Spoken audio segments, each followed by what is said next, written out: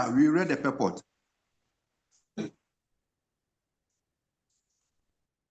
Okay. We saw that verse 20, this particular chapter is entitled Transcendental Knowledge, and we have gradually arrived at the presence of this transcendental knowledge. As in verse 19, we said that one is understood to be in full knowledge, whose every endeavor is devoid of desire for sense gratification. He is said by sages to be a worker for whom the reactions of work have been burnt up by the fire of perfect knowledge. So this is it. Perfect knowledge comes when we understand God as the source of everything, and we understand our relationship with Him. And when we understand perfecting and acting under that relationship, then we are said to be in real knowledge. And at that time, when one knowledge becomes matured, he acts only for the satisfaction of the Lord. He acts without attachment to the results, only with the aim of pleasing the Lord. At that time, the reactions of all his activities are bound up by the fire of transcendence. That means he becomes transcendentally situated. He's acting, but his actions do not attract sinful reactions. So there we took time to talk about vikama, forbidden activities. We talked about authorized activities, and we talked about unauthorized activities. And we talked about inaction. And we are going to elaborate more on this in subsequent verses. So, yeah, we say inaction means, inaction has three phases. One becomes inactive. One of them, one of the three phases is that when one becomes very lazy, a lazy man does not act. He sleeps, he prepares to sleep and look for food, and he play and he sleep again. He's a lazy man. That is one aspect of inaction. Then when a yogi or a jnani gets knowledge of the self and in relationship with the Supreme Self, and comes to understand that activities are the causes of all the problems we are having, you want to withdraw from activities. Those activities that cause problems, then it goes to the forest to meditate, avoiding reactions to activity. Then it's also said to be inactive. That kind of inactivity is the inactivity of the yogi, whereby he sits in the forest meditating on how to march into the super soul. But then the most matured aspect of inactivity is for when a stage when a devotee arrives at the point of acting only in Krishna consciousness. He's acting, but his actions do not produce reaction. He has learned the science of replacing lower engagements with higher engagements, whereby he's constantly acting, but his actions do not produce sinful reaction. So he's said to be inactive.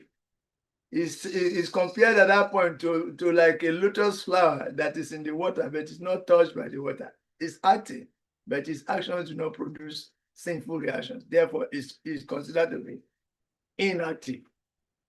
And this is the ultimate level of inactivity. In other words, it means action in Krishna consciousness is called inactivity.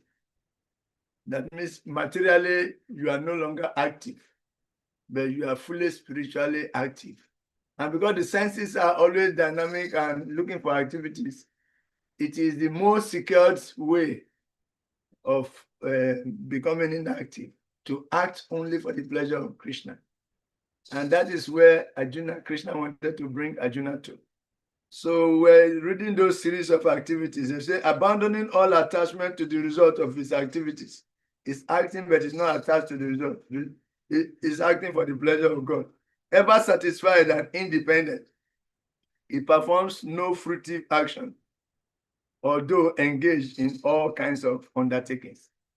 Like the karmists are generally, they don't understand. They think that devotees are lazy. They see devotees, working, doing everything, but at the same time, they see that they feel that devotees are lazy because devotees are not working very hard like them. looking for money here and there, morning till night, looking for money. Their devotees are not just working like that, but still they are being sustained by the internal potency of the Lord. So devotees and their activities are inconceivable to the non-devotees, and they consider us to be non-working or inactive. But then that is not true. A devotee is active, but active only in Krishna consciousness, not in self-gratification. It's a very glorious platform. Then it says, such a man of understanding acts with mind and intelligence, perfectly controlled, gives up all, gives up all sense of proprietorship over his possessions and acts only for the bare necessities of life. Thus, working is not affected by sinful reactions. So this is a stira buddhi, a devotee who is acting in Krishna consciousness, and he is said to be inactive.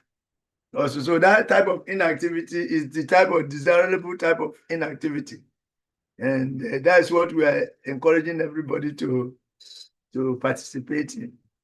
Activities in Krishna consciousness, they are transcendentally absorbed. There is no reaction. Krishna takes the karma and gives the yoga. So there is no reaction. So that is the most glorious way of action. And this particular verse 20, okay, you said we read 20, yeah. We read 20, and the purport was very short, that we should not give up work. We should be satisfied by dutiful work. We should give up attachment to the fruits of work. This verse describes a sadhaka, one on the endeavoring for perfection. The perfection of his consciousness, or siddha, is explained in verse 21 and 22. Okay, so that is it. One who is always acting in Krishna consciousness is considered to be perfect. Is considered to be perfect. So what is that is perfection we are talking about? So that means the one working in Krishna consciousness is being glorified in the next verses. So by that we come to verse 21. Nirasi yatachitatma tyatva sava parigraha tariram kevalam kama kurvam napnoti kilbisam. Such a man of understanding acts with mind and intelligence perfectly controlled, gives up all sense of proprietorship over his possessions, and acts only for the bare necessities of life. Thus, working is not affected by sinful reactions. Somebody should read the translation. Purport. Purport, yeah. A Krishna-conscious person does not expect good or bad results in his activities. His mind and intelligence are fully controlled. He knows that because he is part and parcel of the Supreme, the part played by him as a part and parcel of the whole is not his own activities, but is only been done through him by the Supreme. When the hand moves, it does not move out of its own accord, but by the endeavor of the whole body. A Krishna-conscious person is always dovetailed with the supreme desire, for he has no desire for personal sense gratification. He moves exactly like a part of a machine. As a machine part requires oiling and cleaning for maintenance, so as Krishna-conscious man maintain himself by his work, just to remain fit for actions in the transcendental loving service of the Lord. He is therefore immune to all the reactions of his endeavors. Like an animal, he has no proprietorship even over his own body. A cruel proprietor of an animal sometimes kills the animal in his possession. Yet the animal does not protest, nor does it have any rare independence. A Krishna-conscious person fully engaged in self-realization has very little time to forcefully possesses any material object. For maintaining body and soul, he does not require unfair means of accumulating money. He does not, therefore, become contaminated by such material sin. He is free from all reactions to his actions. Hare Krishna. Hare Krishna. Hare Krishna, please, you are in Bhakti Sastri class. So. Okay, so that is it.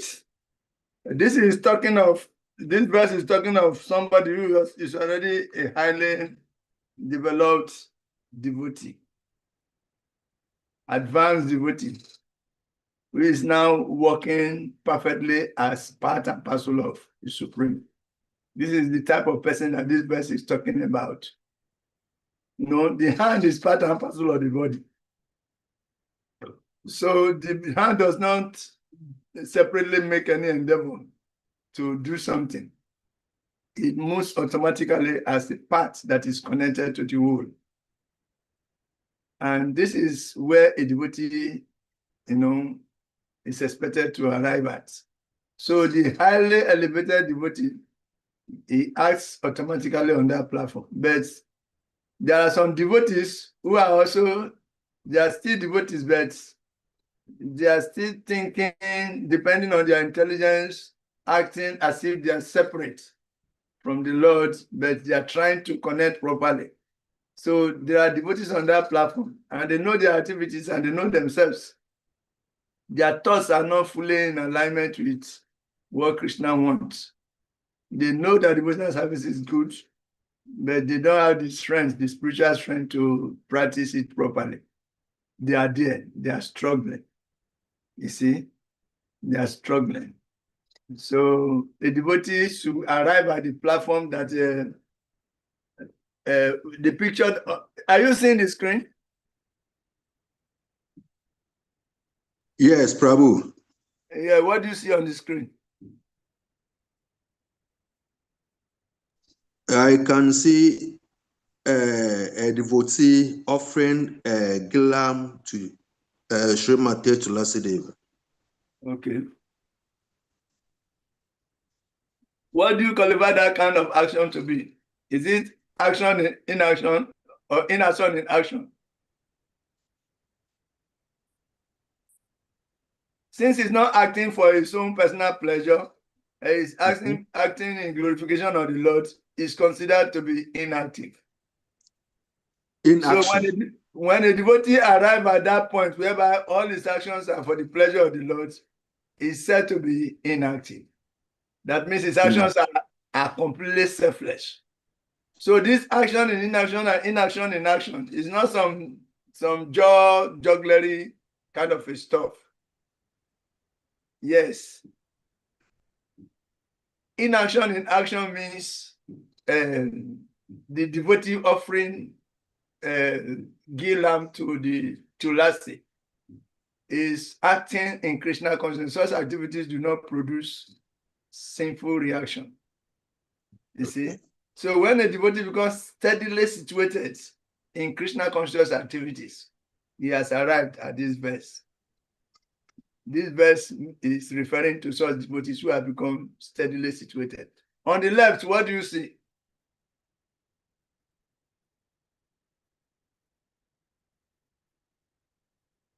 I can see a devotee doing meditation. Okay. This one is not, even by the attire, you know that it's not actually a bhakta. It's a Buddhist monk. It's a Buddhist monk who is meditating.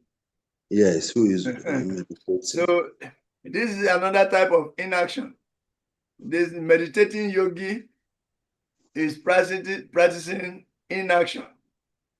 And this inaction is inaction in action, even though externally his body is still, is not doing anything, but internally his mind is working everywhere in the universe. So this action and inaction verse actually means one who is situated in selfless action. One who sees somebody situated in selfless actions to be inactive, and one who sees another person in false renunciation. False renunciation. One is situated in false renunciation is accepted to be acting. When one understands that false renunciation is activity and activity in Krishna consciousness is a selfless action, then he has understood this verse. Selfless action does not mean you should not act. You are acting, but only for the pleasure of the Lord. Whereas somebody can prefer to be not acting, but he's actually acting. His mind is fully engaged in all kinds of activities. You see? So such an action is said to be action in inaction. This other one, the devotee is inaction in action. So it's situated. So this particular verse is talking about this, that we should come to the point whereby all our actions are in Krishna consciousness. Then such a person, even though he's acting, his actions do not attract any form of sinful reaction. Okay? So he's talking about the highly advanced, perfected devotee who is constantly greedy for Krishna conscious services, who is absorbed in serving Krishna. He considers himself insignificant and gives no importance for anything, anything that is not connected to Krishna, anything outside of Krishna service. And such a devotee is what this verse is referring to. And we are expected to arrive at that level of devotional service, whereby we become just fully absorbed in Krishna consciousness.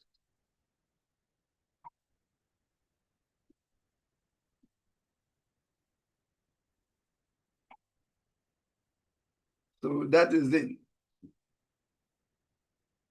We are expected to come to that. And the karmists are bewildered, thinking devotees are not working. Devotees are not working. So then working means to become active in fruity works. And they don't see devotees working like that, yet they see devotees living nicely. So they are surprised and they are always, confused about the position of a devotee. But a devotee knows. So the qualities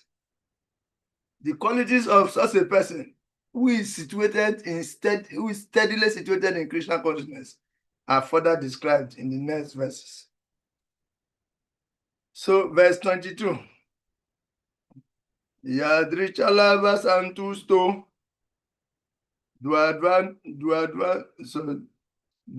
dwandwatito vima sarara samaha sidau asidaucha kritwapina nibadiate.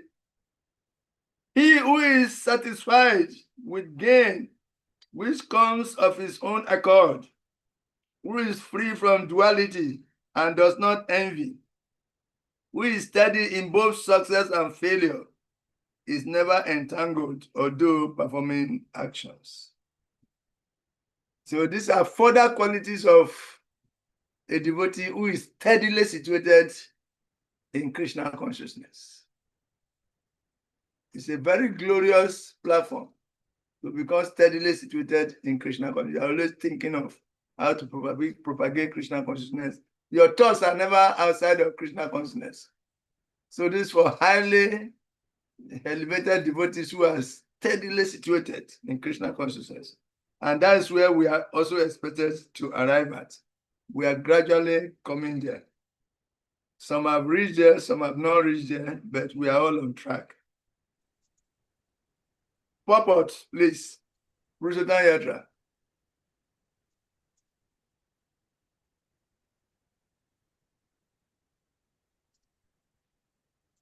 Or any other person that is there. Ishana Guranga.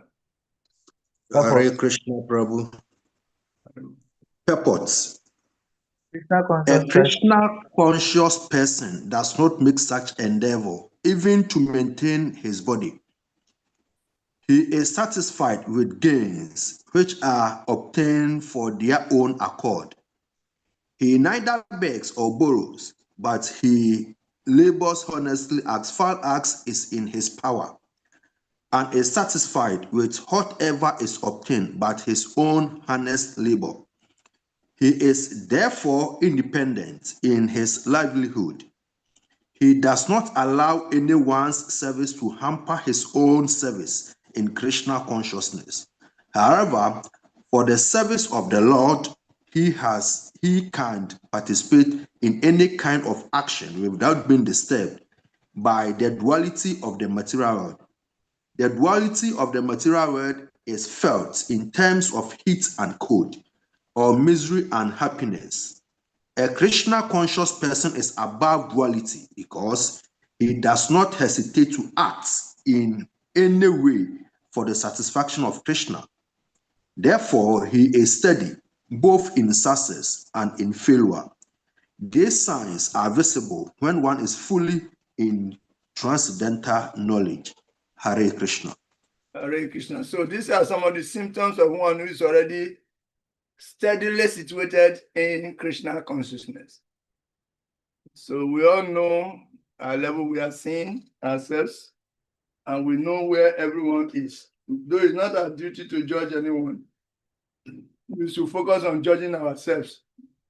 But we can also see clearly how some people are really fully absorbed and how others are 50-50 absorbed, others are 20-60, 20-80 absorbed. It depends on individual, and the advancement is proportional. So this is a glorification to the devotee. This aspect of this is a glorification to the devotees who are fully situated in active Krishna consciousness. It's very glorious.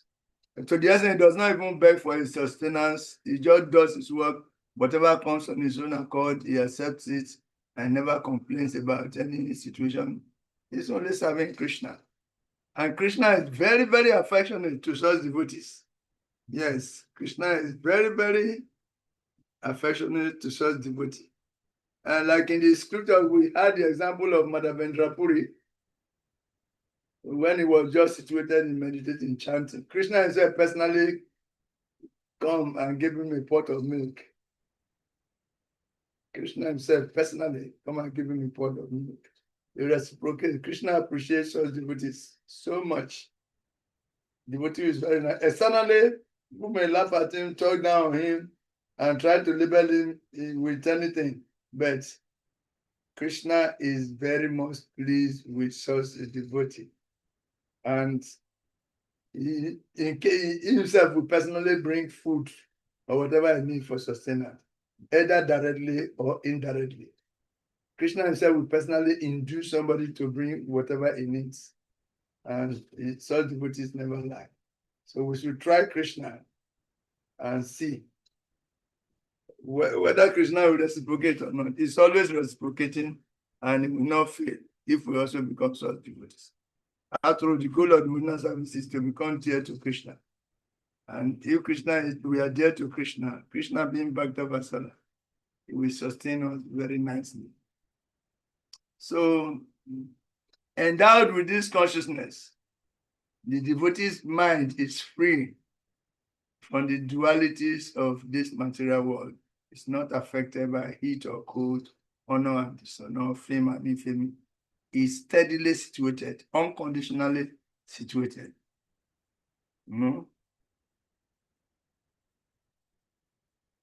Unconditionally situated. He does not yearn for material pleasure, therefore he does not get distress.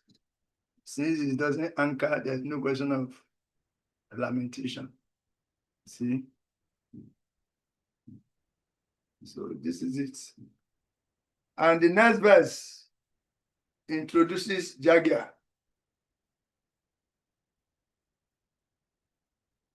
Yes. The next verse introduces Jagya. What is Jagya? And this Jagya topic will be expanded in the next about 7 verses. 7 verses from this next verse, we talk about Jagia. What is Jagia? And what type of Jagia? Who performs what type of Jagia? Everything about Jagia will be discussed in the next 2 verses. But this particular verse is the next verse to this. And the one after it will elaborate more on these qualities of a devotee who is absorbed. A devotee is fully absorbed, like a Krishna conscious person. What are his qualities? More elaborated. And they are simply beautiful. Very, very beautiful. So by that we come to verse 23. Gata sangasya mutasya jnanavasita chetasa jagyaya charata kama samagram prabiliyate. The work of a man who is unattached to the modes of material nature and who is fully situated in transcendental knowledge merges entirely into transcendence. Somebody should read the purport. Read now.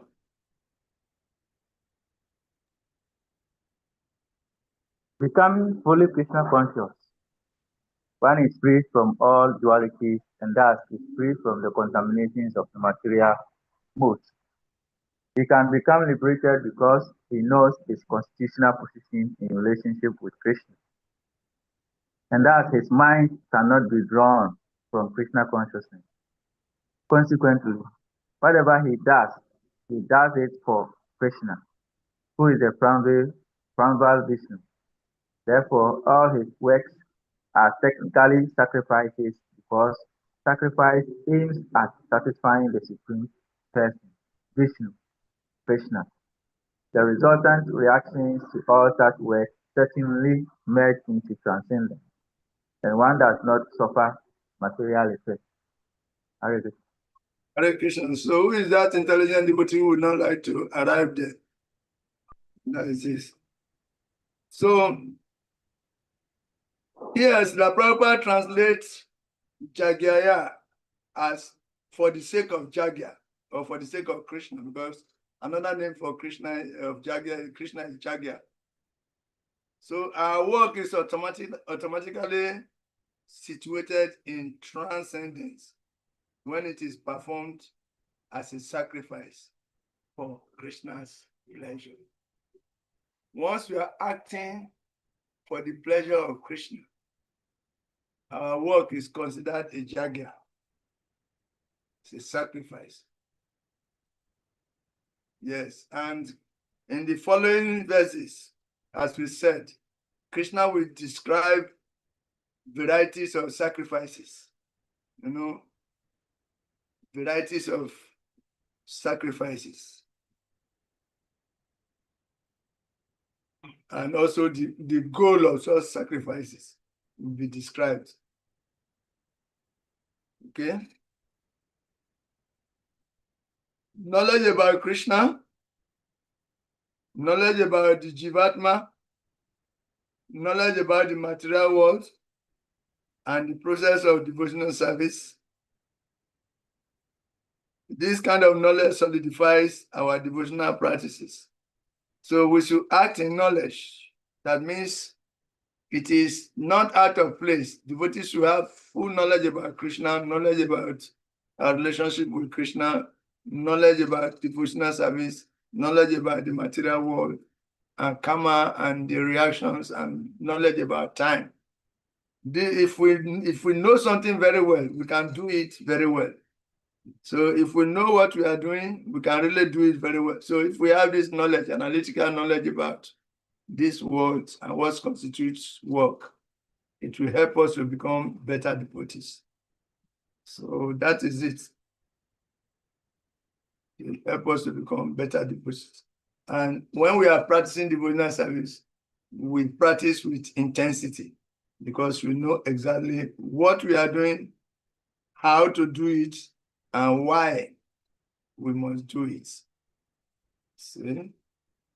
So this is very, very important. Yes. If we know what we are doing, If we know how to do it, and if we know why we are doing it, if we know the what, how, and why of whatever we are doing, we will do it very, very well. So cultivating Krishna conscious knowledge is therefore essential. Only then can knowledge and work be combined. We can combine work and knowledge properly if we know what we are doing. So that one's work becomes a sacrifice to Krishna. The necessity of knowing this is that our work can become sacrifice. We are working, but the result is for the pleasure of Krishna. Therefore, there is no sinful reaction, no entanglement. Okay? And then Krishna summarizes his teachings on Akama by next describing the absolute quality of a sacrifice performed in spiritual consciousness. Oh, people like can call me and disturb when class is going on. Hare Krishna, Prabhu. Please, the class is going on and you are busy calling me, distracting me. You are not in class and you are calling me, distracting me. Try to be in class. That is what I can understand, please. You are not in class and you are calling to distract those who are in class. Everybody knows what he wants to do. So we are doing these programs to encourage devotees so that they can know what they are doing. But if you want the result of attending Bhakti Sastri and you don't attend the classes, you are only deceiving yourself. Yes, and along the line you will fall out. This is the point. We have become so wise that we are doing a program, we cannot do it well. And we think we are wise. It's not me anybody is doing. You are only doing yourself. So anyway, this is it. We should learn the art and science of working in such a way that our work will be embellished with transcendental knowledge so that it becomes a sacrifice. Even though we are working, we are not entangled by the reaction of our work. This is why we should work in spiritual consciousness. And this is what we are talking about here. So let us see the next verse, verse 24. Meanwhile, if you have any questions, please don't hesitate to ask.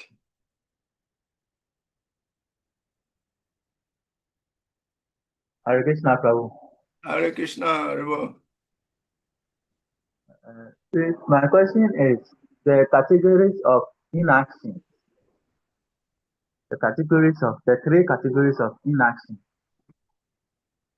The lazy person, the yogi meditating, and one whose action is in Krishna consciousness. It is said the action in Krishna consciousness, there is no reaction. So out of the other two, the lazy person and the yogi meditating, those are undesirable. Undesirable reaction. Undesirable type of inaction. Undesirable type of inaction. Laziness is not desirable. A lazy person's inaction is influenced by the mode of ignorance. And the yogi meditating and is tantamount to self-deception, naturally. Those who demonize, the body and the material world. The body is the problem. The material nature is the problem. Therefore, I will not engage myself in any activity in the material world. But you are not the body, you are a soul. The soul is by nature active. So your renunciation is actually false renunciation because you cannot remain inactive. You see? And it is not recommended. That type of renunciation is not recommended. Arjuna became attracted to such renunciation because Krishna talked about it. He said, but that is better than acting and killing people and all that. So I want to do it. Krishna said, no. Renunciation without purification leads to degradation. So that renunciation you are trying to do, don't do it. It will be tantamount to setting a bad example. Giving up your prescribed duty in the name of renunciation. You better do your prescribed duty and do it imperfectly down to renounce, to be a false, and other people will abandon their responsibilities also and say, Arjuna did the same thing also. And he was glorified. So Krishna said, no, don't do it. Act for my pleasure. That is Krishna consciousness. Act for my pleasure. So when you become fully situated in acting for the pleasure of Krishna, your activities do not attract sinful reaction again. And materially speaking, spiritually speaking, that is said to be inaction. You are not materially active anymore. Just like many devotees, they are not interested in what is going on in the material. They are not active in the material world anymore. But they are always active in spiritual consciousness, acting for the pleasure of Krishna. So that is action in inaction. Action in inaction is desirable. And that's what we are encouraged to say. For one who is acting like this, he is never entangled by sinful reaction. He's the person that is being glorified in all these verses we are reading now. From verses 19 up to now. Is the person we are reading about. He's so transcendental, is actually fit to act. He has understood the principle of replacing lower engagements with higher engagements, and is acting on that platform. And his life is glorious. Even though he's acting, he does not attract sinful reaction. So one can act in this way for hundreds of years. This is the person has said like this. For one who acts in this way, he can act for hundreds and thousands of years.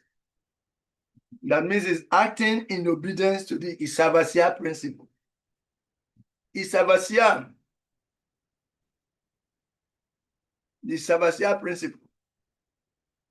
Yat kencha jagatian jagat, tena tiatena bunjita, magrida kashyasridana. He knows that everything animate or inanimate that in this world is owned and controlled by the Lord. Therefore, he should act for the pleasure of the Lord, and he should take only his own quota, knowing to whom well the others belong. So he does not over-collect, he does not over-endeavor, he acts for the bare necessities of life, and whatever energy he conserves, he uses it in glorifying the Lord with Isa, with God in the center. He asks for the pleasure of God. So for one who is acting in obedience to the Sabbatia principle, he is free to act for hundreds and thousands of millions of years. For such a person, there is no reaction. His activities are glorious. So that is the Sabbatia principle. So this person, this part of the Bhagavad Gita is glorifying people who are acting like that in Krishna consciousness, who have learned the science of replacing lower engagements with higher engagements. And they are steadily absorbed in these higher engagements. These are the persons that are being glorified. They are acting, but the action did not attract any sinful reaction. The result of their actions are offered as oblations into the fire of transcendence. They are acting, but they don't attract reaction. All their activities are transcendentally absorbed, all for the pleasure of Krishna. And Krishna loves such person, so he reciprocates. He said to such person, I carry what they lack, and I provide what they need. I carry what they lack, and I preserve what they have. So Krishna is relating with those pure devotees like this. Their life becomes very glorious, enviable, attractive. And they're always happily situated in Krishna consciousness, unconditional. Because they are seeing Krishna everywhere. Everything they see, just see that this is the energy of Krishna, and it's working like this, all working for the pleasure of Krishna. I'm part of it. That is his consciousness. So the third type of inactivity or inactive person is the bhakta, is the devotee of the Lord. And that is desirable inactivity. Whereas the other inactivities arising from laziness and Ghana is undesirable inactivity. That's why this one is glorified. Activity in Krishna consciousness is glorified. In fact, the next chapter is actually a complete glorification, continuous glorification of these kind of actions in Krishna consciousness. That's why it is entitled Dhamma Yoga, action in Krishna consciousness. A process whereby you are acting, but Krishna himself takes the karma, any sinful action, a reaction incurred in the process of doing the work, Krishna absorbs it and he gives you the yoga. He gives you the yoga, only the spiritual benefits you are getting. You don't have any material benefit, even when you are cooking. Because it is said that there are some sins called Pancha Suna, Pancha. 5 types of sins that you cannot avoid as long as you are living. A devotee does not separately make effort to go and attune for those 5 kinds of sins. When you set fire to cook, you are burning to ashes so many living entities. It is a sin. If you are not a devotee, you have to perform some prescribed jagya to free yourself from that. But as a devotee, you are not cooking for sense gratification. You are cooking for the pleasure. So Krishna absorbs the karma there and gives you the yoga. You are acting, but you are not affected by any sinful reaction. Very admirable. Can you see it? You see, if you are grinding spices, you are killing so many living entities. If you fetch water and you are drinking the water or using to cook, you are killing so many living entities. Even when you are sweeping your room, you are killing living entities. But since you are yourself, you are a living sacrifice for God. Those living entities you kill, even get liberated, and you never attract any sinful reaction because Krishna absorbs whatever reaction that comes. But if you are not a devotee, you have to pay for all that. You have to do specific jagyas to attune for all this. So the same thing is to be a devotee.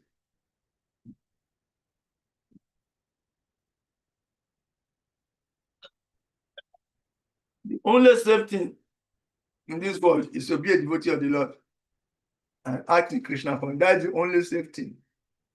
Everything else is unsafe. You got it right?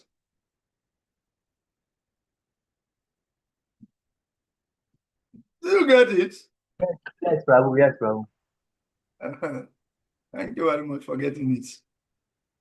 Now let us continue. We are in verse, is it 24? Yes, we have to read verse 24 now. Verse 24. Okay. Purushottam Yatra, read this Sanskrit.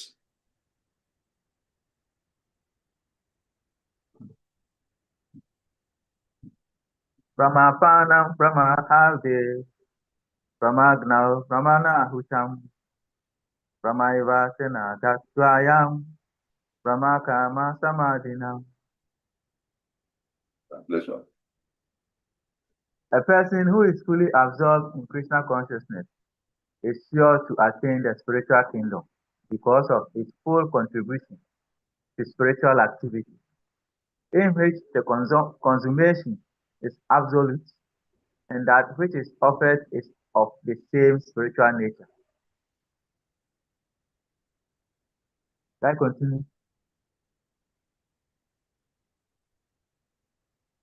Purport. I should read the purport. Yes. Purport. How activities in Krishna consciousness can lead one ultimately to the spiritual goal is described here. There are various activities in Krishna consciousness, and all of them will be described in the following verses. But for the present, just the principle of Krishna consciousness is described. The conditioned soul, entangled in material contamination, is sure to act in the material, and yet he has to get out of such an environment. The process by which the conditioned soul can get out of the material atmosphere is Krishna consciousness. For example, a patient who is suffering from a disorder of the bowels due to overindulgence in milk products is cured by another milk product, namely curd. The materially absorbed conditioned soul can be cured by Krishna consciousness as set forth here in the Gita. This process is generally known as yajna or activity, sacrifice, simply meant for the satisfaction of Vishnu or Krishna. The more activities of the material world are performed in Krishna consciousness or for Vishnu only, the more the atmosphere becomes spiritualized by complete absorption. The word Brahman or Brahman means spiritual. The Lord is spiritual, and the rays of his transcendental body are called Brahmajyoti. His spiritual effulgence, everything that exists is situated in that Brahmajyoti. But when the Jyoti is covered by illusion, Maya, or sense gratification, it is called material. This material veil can be removed at once by Krishna consciousness. Thus, the offering for the sake of Krishna consciousness, the consuming agent of such an offering or contribution, the process of consumption, the contributor, and the result are all combined together, Brahman, or the absolute truth. The absolute truth covered by Maya is called Mata. Mata, though failed for the cause of the absolute truth, retains its spiritual quality. Krishna consciousness is the process of converting the illusory consciousness into Brahman, or the Supreme. When the mind is fully absorbed in Krishna consciousness, it is said to be in samadhi or trance. Anything done in such transcendental consciousness is called yajna or sacrifice for the absolute.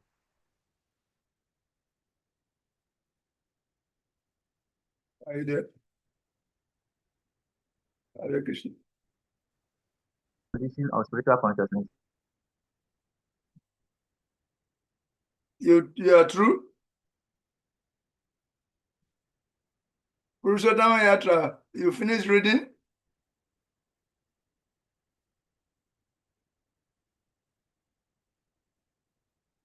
So that is it. When everything is meant for satisfying Krishna, that is called, yes, when all activities are meant for satisfying Krishna, then the atmosphere becomes spiritualized. That spiritualized atmosphere, whatever action that is performed, becomes spiritually absorbed. Actually, the whole material world is part of the spiritual world. But it is the consciousness of trying to use things without consideration of Krishna being in the center that makes this place material. But when one arrives at the consciousness whereby it sees everything in this world to be energy of the Lord and paraphernalia for engaging in Krishna consciousness, and it begins to operate on that platform, the whole material world turns to spiritual world. This is the whole science. Therefore, matter dovetailed in the service of the spirits becomes spiritualized. Matter engaged in the service of the spirits becomes spiritualized. So to spiritualize anything means we have to engage everything in the service of Krishna. Even a phone engaged in the service of Krishna makes it spiritual. The phone can become spiritual when it is engaged in the service of the Lord. You use it to load database, and you are reading database from it, and you are engaging your phone in making calls to remind people about Krishna. It becomes spiritual.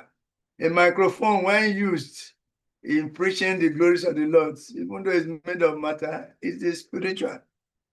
And the carotlers are pieces of metals put together. When you bang it clangorously, it becomes ketan, contributor to ketan. The mridanga is made of material elements. Our bodies are made of material elements. Then when they are all engaged, the temple room is made, the marbles are made of material elements. The wood in the altar is made of material elements, wood in the vessel. Therefore, When matter is dovetailed in the service of spirit, then the matter becomes spiritualized. And how does Krishna, Srila Prabhupada put it clearly? Matter engaged in the service of the Lord becomes spiritualized. So the whole science of Krishna consciousness is learning how to engage matter in the service of Krishna. Then everything becomes spiritual. That's why utility is the principle. Everything can be utilized in the service of Krishna. And devotees are here to learn the art and science of utilizing everything in the service of Krishna. When everything, including our mind, intelligence, and consciousness, are utilized in the service of Krishna, this material world will transform into the spiritual world. And our life becomes perfect. When all our activities are dovetailed to pleasing the Lord. And this is the principle of Yukta Vairagya. Lord Chaitanya came to teach this principle of Yukta Vairagya. And devotees are supposed to learn to perfect it. Yukta Vairagya Uchyate. Yukta Vairagya. Engaging everything in the service of the Lord. Because everything actually belongs to the Lord. It is only our consciousness that is fragmented. And we are seeing separately from the Lord. We are seeing things to be separate from the Lord. And therefore, we are thinking of how to gratify our senses with whatever we are seeing. And therefore, the materiality is created by our polluted consciousness. So when consciousness becomes purified, I will begin to see everything in relationship with the Krishna. I will begin to know that when Krishna says, Aham Sarvasya Prabhapa, Mata Prabha Prabhata Teti Matwa Bhajantina, Buddha Bhava Sama, everything material or spiritual, everything in this world belongs to me. It comes from me. That the wise who perfectly knows this, engage in my devotional service with determination. When you say Mata Parantara Nanyat Kinshita Sti Dananga, Mayi Sarva Midam Protam Sutre Maningana Eva, that everything rests on me, as peers are strong on the thread. Everything rests on Krishna or Krishna's energy in that way. So the moment we come to this realization, genuine realization, and the moment we begin to act upon this realization, then everything you see in this material world becomes spiritualized. Therefore, they say, matter engaged. How did this? What is it?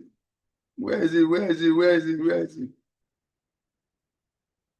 Where is it? Where is it? Where is it? Where is it? Where is it? Where is it? Where is it? In the purpose, the purpose specifically said it, matter dovetails for the cause of the absolute truth regains its spiritual quality. Matter dovetails for the cause of the absolute truth regains its spiritual quality.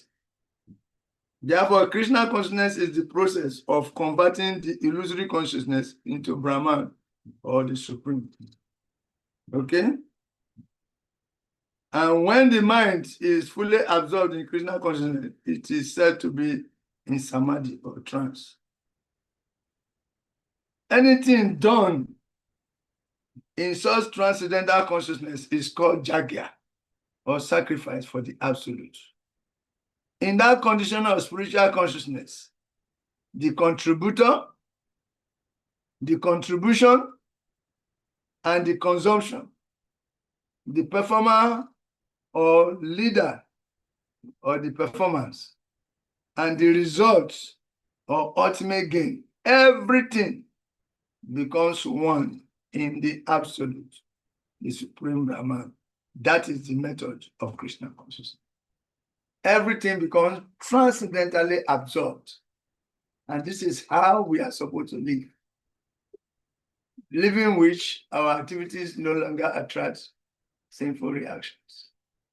We become Padmapatram Ivambasa, a lotus leaf that is not touched by the water. How beautiful.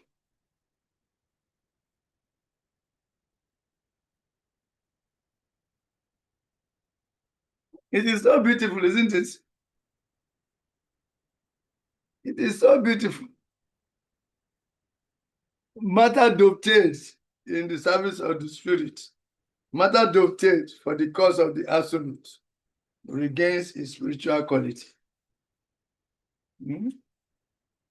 What else are we looking for? This is confirmed. Matter dovetails in the service of the absolute regains its spiritual quality. Matter dovetails in the service of the absolute regains its spiritual quality. Matter dovetailed in the service of the absolute regains its spiritual quality. So that is it.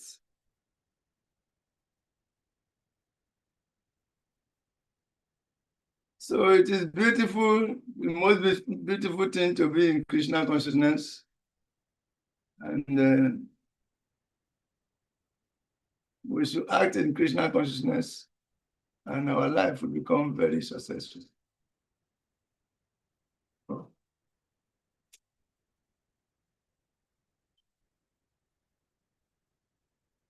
Are there some questions or commentaries on these points? Come again. In a nutshell, we are saying that matter dovetailed for the cause of the absolute truth regains its spiritual quality. Yes. Therefore, Krishna consciousness is the process of converting the illusory consciousness into Brahman, or the Supreme. And when the mind is fully absorbed, in Krishna consciousness or God consciousness, it is said to be in samadhi or trance. When we are constantly thinking of the Lord, how to please him, how to make him happy, how to work according to his control, then we are said to be in samadhi or trance. Such a person who has arrived there, for one who act on that platform, his activities are called jagya or sacrifice. And if somebody is acting on that platform, even though he's acting, he is not entangled by a sinful reaction, because all his activities are absorbed in the fire of transcendence. It is such a beautiful platform that everything becomes absolute. And that is the method of Krishna consciousness. So the International Society for Krishna Consciousness is there to educate people on how to engage everything in the service of the Lord, and thus become transcendentally situated, become completely inconceivable to material calculations, so that all the activities are actually sacrifice. We should become living sacrifice. How to become living sacrifice for God.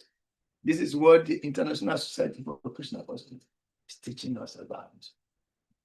Make yourself available and experience working with God, working for God, and also working for the pleasure of God. So that is it. It is called Jagya. Such a life is called Jagya. Beautiful.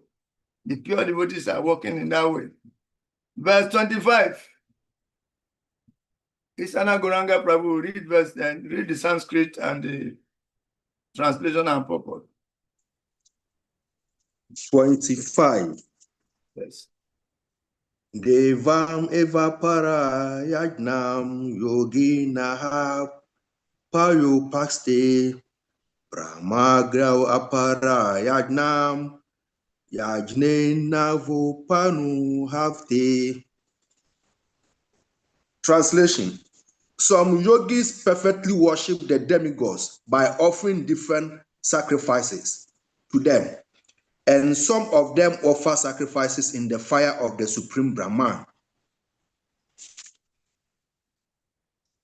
Purport. As described above, a person engaged in discharging duties in Krishna consciousness is also called a perfect yogi or a first-class mystic. But there are others also who perform similar sacrifices in the worship of demigods, and still others who offer to the Supreme Brahman or the impersonal future of the Supreme Lord. So there are different kinds of sacrifices in terms of different categories. Such different categories of sacrifice by different type of performance only superficially demark varieties of sacrifice. Factually, sacrifice means to satisfy the Supreme Lord, Vishnu, who is also known as Yagna. All the different varieties of sacrifice can be placed within two primary divisions, namely sacrifice of worldly possession and sacrifice in pursuit of transcendental knowledge. Those who are in Krishna consciousness sacrifice all material possessions for the satisfaction of Supreme Lord, while others who want some temporary material happiness sacrifice their material possessions to satisfy demigods, such as Indra, the sun god, etc. And others who are impersonalists sacrifice their identity by merging into the existence of impersonal Brahman. The demigods are powerful living entities appointed by the Supreme Lord for the maintenance and supervision of all material functions like the heating, watering, and lighting of the universe. Those who are interested in material benefits worship the demigods by various sacrifices according to the Vedic rituals. They are called Bhav Vadi, or believers in many gods. But others who worship the impersonal future of the absolute truth and regard the forms of the demigods as temporary, sacrifice their individual selves in the supreme fire and thus end their individual existence by merging into the existence of the Supreme. Such impersonalists sacrifice their time in philosophical speculation to understand the transcendental nature of the Supreme. In other words, the fruitive workers sacrifice their personal possession for material enjoyment, whereas the impersonalist sacrifice his material designation with a view of merging into the existence of the Supreme.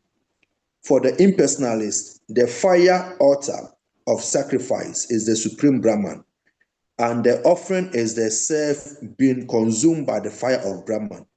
The Krishna conscious person, like Arjuna, however, sacrifices everything for the satisfaction of Krishna, and thus all his material possessions, as well as his own self, everything is sacrificed for Krishna. Thus, he is the first class yogi, but he does not lose his individual existence. Hare Krishna. Hare Krishna. So this is the science of great science and great art and science of working. To work for the pleasure of the Lord. And as we had it, the contribution, the process of consumption, the contributor, the coordinator or the officiating priest of every sacrifice, and the results, they are all necessary aspects of any sacrifice. And if they are all directed towards pleasing the Lord, it is called sacrifice. Yes, this is how it says. In that condition of spiritual consciousness, the contributor, the contribution, the consumption, the performer or leader of the performance, and the results or the ultimate gain, everything becomes one in the absolute, the Supreme Brahman. That is the method of Krishna consciousness, to engage everything in the service of the Lord. And this is tantamount to watering the root analogy we always give. When the root of a tree is watered, or if a plant is watered, automatically the leaves and the branches are nourished. This is the supreme sacrifice. Intelligent men, only intelligent men do this. The less intelligent men will go watering the leaves and the branches of the tree, and in fact, they can even fall down in the process. They are having the consciousness that it is those aspects of the tree that produces the fruit. Therefore, those are the most important aspects of the tree. Therefore, they go watering the twigs and the branches and where the fruits are coming from, the leaves. They are considered less intelligent. Whereas the intelligent man simply pours water to the root. And when the root is watered, the nourishment is distributed around the body. Therefore, in this verse, it is technically established that only less intelligent class of men worship the demigods. Only less intelligent class of men worship the demigods. The demigods are compared to be like the fruits and the leaves and the branches and twigs of the tree, while the Supreme Lord is the root. So the intelligent man waters the root, whereas the less intelligent man waters the leaves and the branches and the twigs. You see? So demigod worshippers are technically compared to be less intelligent here. But the devotees worship the Supreme and they are satisfied, because when you pour water to the root, automatically the leaves and the branches are nourished. And by the same token, when one sends food to the stomach, all the various limbs of the body are nourished. You see? So this is the way of the intelligent man, as against the way of the less intelligent man, who waters the root, or who try to put food in his nose, put food in his ears, put food in his eyes, trying to feed them separately, or put food in his anus and the genital. Stupid. See, so let us be wise. And this is the way to be wise, to water the root. I mean, serve God with all your heart, seeing that everything actually belongs to God. You learn how to engage everything, including your body, your mind, your intelligence, and your ability in the service of the Lord, and your competitive competence in the service of the Lord, or your unique individual gifts in the service of the Lord. Then everything around you returns spiritual, and the Lord will be pleased with you, and your life will be successful. So this is it. This is it. So from the next verses 25 to 33, various types of sacrifices are being described. Various types of sacrifices according to your position in the Varnashram. The brahmacharis have a kind of sacrifice is to do. The grihasthas have a kind of sacrifice is to do. The vanaprasthas have a kind of sacrifice they should do. The sannyasis have a kind of sacrifice they should do. Then, going to the other side, the brahmanas have a type of sacrifice they should do. The kshatriyas have a type of sacrifice. The vaishyas have a type of sacrifice they should do. The shudras also have a type of sacrifice they should do. Then, just as in this purport, the yogis and some other people, the type of sacrifice they are doing, it's already been pointed to. So more about these sacrifices is being discussed. And this part constitutes the next theme of this chapter, transcendental knowledge. Sacrifices lead to transcendental knowledge. And the beauty of it is that when each and everyone act according to the regulations of his varna and ashram, when everybody acts within the confines of his varna and ashram, transcendental knowledge will be churned out of those activities. You get it right? When we act according to the regulations of the different varnas and ashram, transcendental knowledge will be churned out. That means transcendental knowledge is hiding inside those regulated activities. That's why we say these activities of the Varnashram system is the safety net, because acting within the confines of the boundaries of the varnas and ashrams, transcendental knowledge is generated. And that knowledge cleanses your heart and awakens your consciousness and awakens your higher relationship with the Lord. Then purification will start taking place and you'll be gradually elevated until you ultimately come to the platform of seeing everything as belonging to God and everything as meant for pleasing the Lord. And therefore, any kind of gratification or happiness outside the pleasure of the Lord, it is false happiness. When you act within the confines of those regulative principles of the varnas and the ashrams, you will come to this realization. Realization from within is not external knowledge, but it's arising from within, just like fire arising from wood.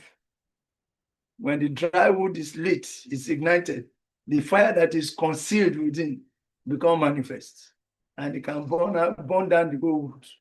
There is such knowledge hiding, knowledge of self-purification, knowledge of self-realization hiding within the activities of the varnas and the ashram. Therefore, to become active according to those regulations is a plan, purification plan arranged by the Lord for all living entities according to where they are. So let us take it and act accordingly and get the benefits. Ultimately, we'll see our relationship with the Lord being awakened and we grow into maturity in our ecstatic, loving relationship with the Lord, whereby we begin to exchange opulences with the Lord. While here, it is just a glorious arrangement. It's left for us to take advantage of. So let us go into the next series of sacrifices. Now, next verse is, I think, 25, I believe. Is it 25?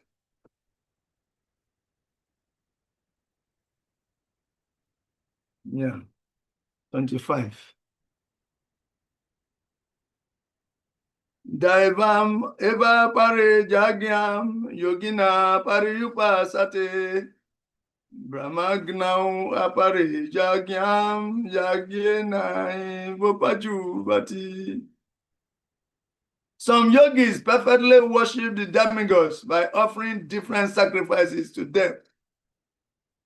And some of them offer sacrifices in the fire of the Supreme Brahman.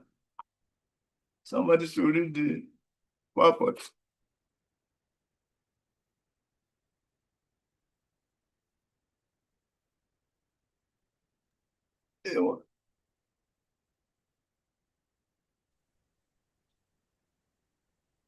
Volunteer to read, please. Prabhu, I thought I've read the verse 25. Yes. Okay. Yeah, so we are on verse 26. Okay, 26, sorry. Then let me read the Sanskrit. Strotra dinindriya nyagne anye samyamagni sujuvati sabdadin visayan anya indriyagni sujuvati. Some, the unadulterated brahmacharis, sacrifice the hearing process and the senses in the fire of mental control.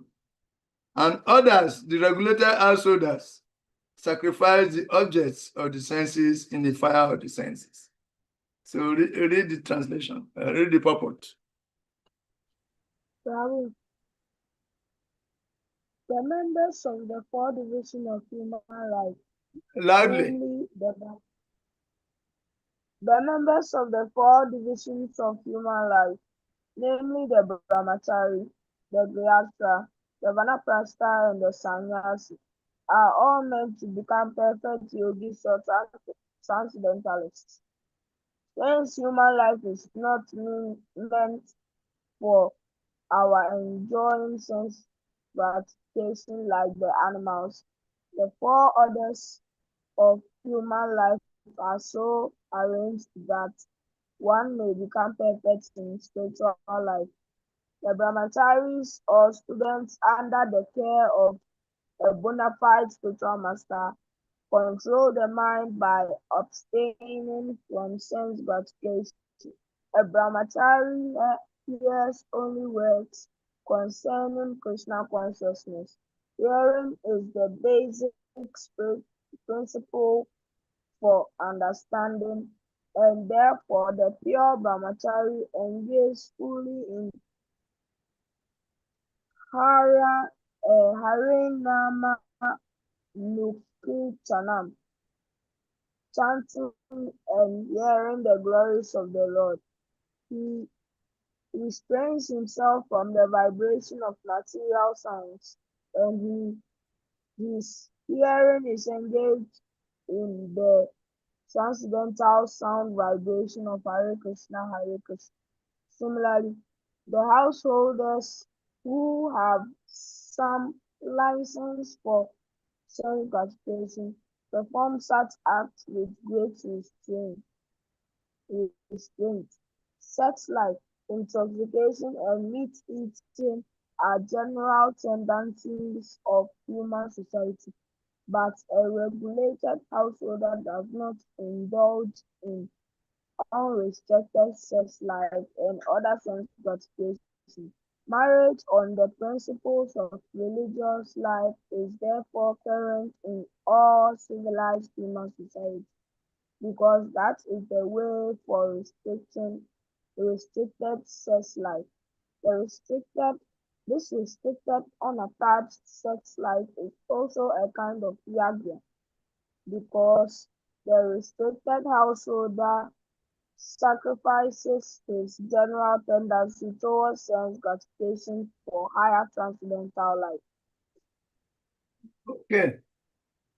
So you can see that, yes, in all the ashrams, the arrangement is that one can become gradually purified and become a yogi, a perfect yogi. The goal of the Varnashram system is to gradually meet the people where they are and gradually bring them to the point of becoming perfect yogis, or the point of self-realization. So there are regulations for the brahmacharis, and there are regulations for the householders, there are regulations for the vanaprasthas, and there are regulations for the sannyasis. So this particular verse, 26, is dealing with regulations for the brahmacharis and for the householders. For the brahmacharis or the students under the care of the bona fide spiritual master, control of the mind by abstaining from sense gratification. Hearing only words concerning Krishna consciousness. These are the basic things. Then chanting and hearing the glories of the Lord. These are the regulations for the brahmacharis. The brahmacharis live a simple life in the ashram, living in the boarding house of the ashram. Then they constantly control their mind and senses. They control what they eat. Then they regularly hear. They don't joke with hearing. They don't joke with chanting. That's why those who are living in the temples, they should do it for everybody, but as long as they are living in the temple, it is obligatory that you attend all classes and you chant your rounds, you attend all programs, and that is the regulation. Constantly you hear, constantly you practice sense control. You avoid eating boga.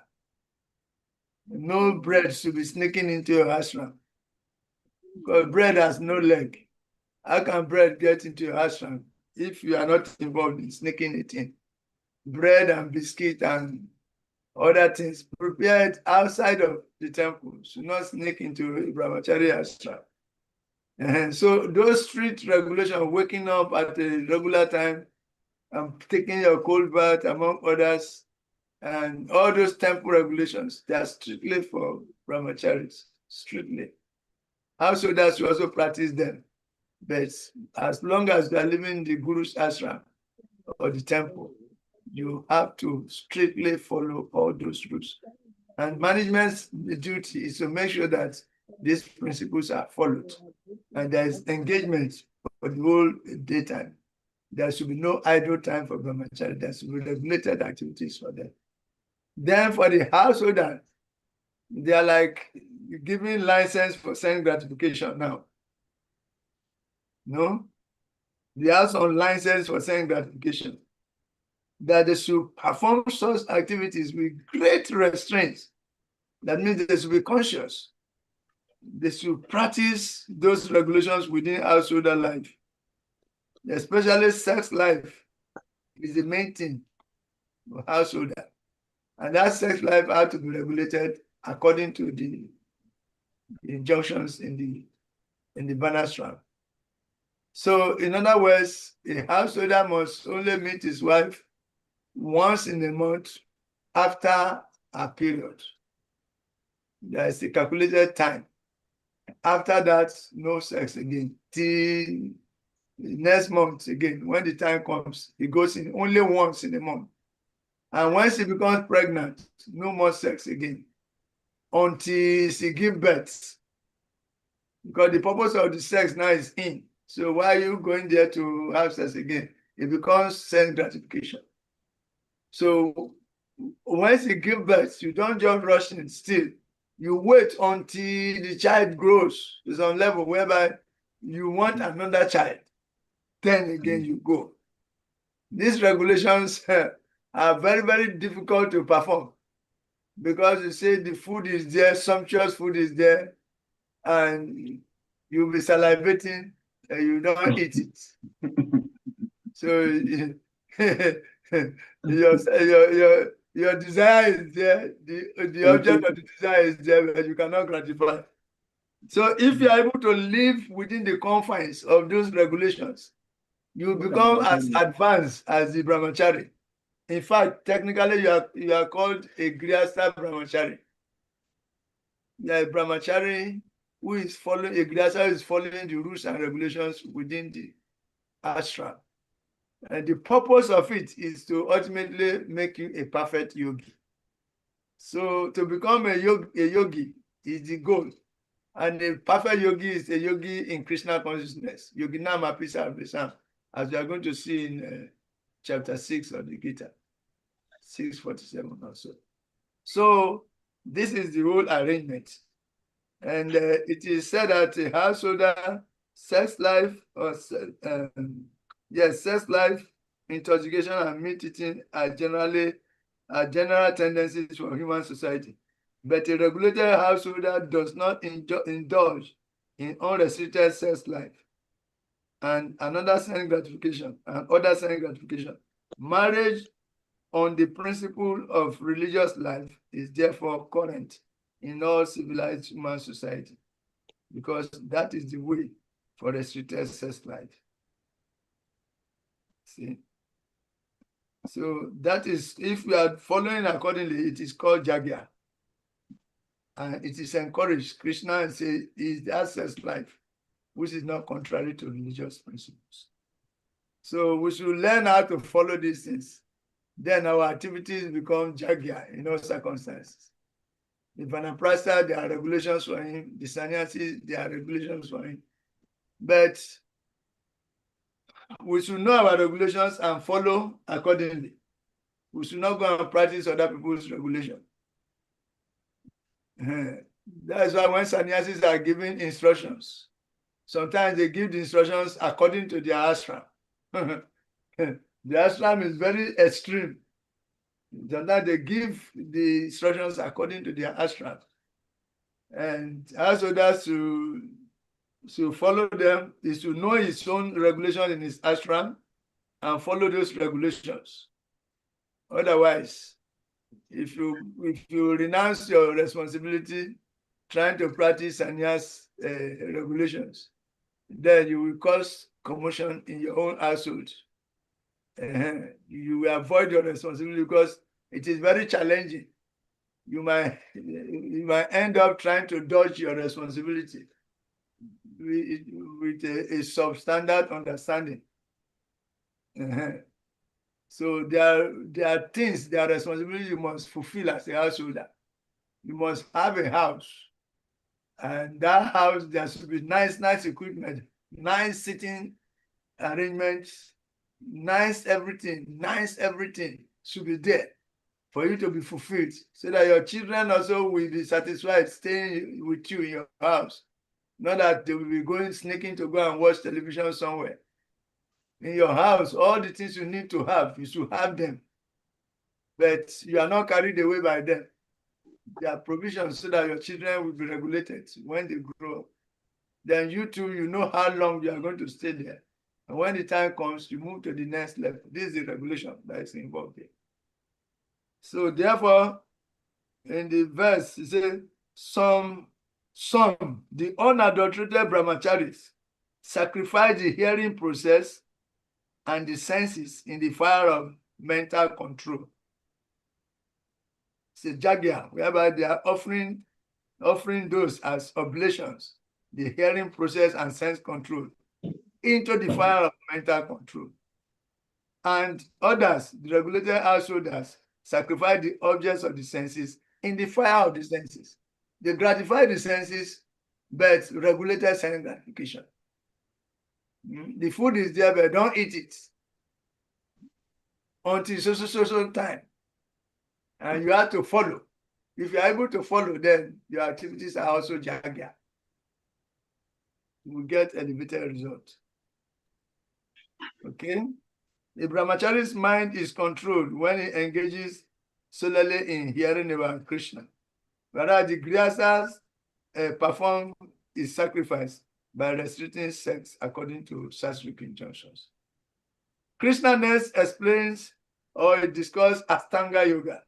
So let us read the next verse and see. These sacrifices are there.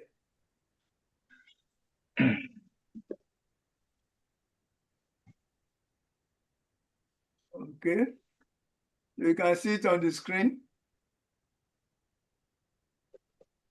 Verse 24, 25, worship of demigods.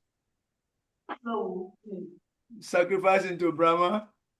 Then hearing process and senses in the fire of sense control or mental control. That is the brahmacharis. Object of senses in the fire of the senses. That is a householder. Then Astanga Yoga is the next verse, 27. Somebody should read.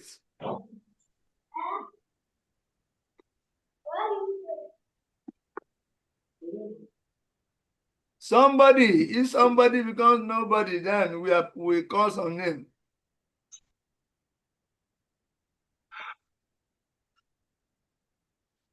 Somebody, please read. Bravo, read the Sanskrit now. Eh? Somebody should read you have to read the Sanskrit. We want you to also learn how to read the Sanskrit. That's why we want you to read the Sanskrit. Read the Sanskrit so that when you pass through Bhakti Sastri, you should be able to recite Sanskrit nicely also.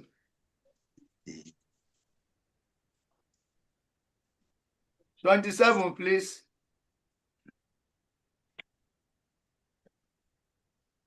I will call somebody's name now.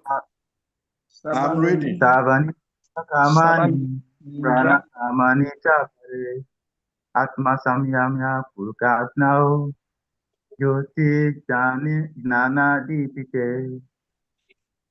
Others who are interested in achieving self-realization through control of the mind and senses offer the functions of all the senses and of the life breath as oblations into the fire of the controlled mind. Purpose. The yoga system conceived by Patanjali is referred to herein. In the Yoga Sutra of the Patanjali, the soul is called Pratyak Atma and Parak Atma. As long as the soul is attached to sense enjoyment, it is called Parak Atma. But as soon as the same soul becomes detached from such sense enjoyment, it is called Pratyak Atma. The soul is subjected to the functions of 10 kinds of air at work within the body.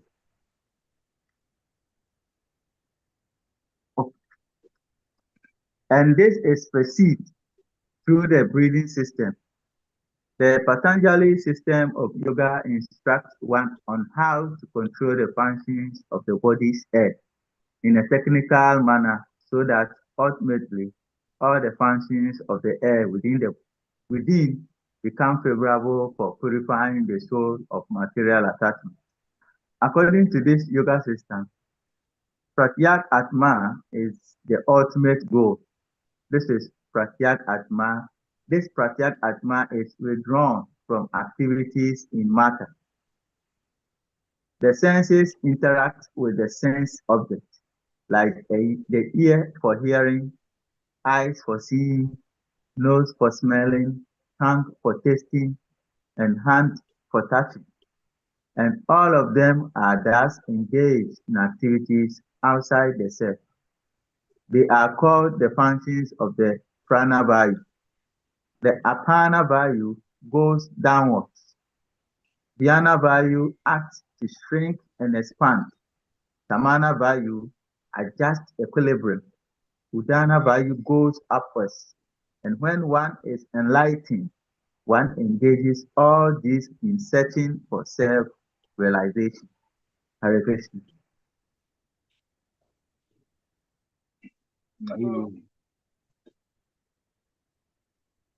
Any comment on this?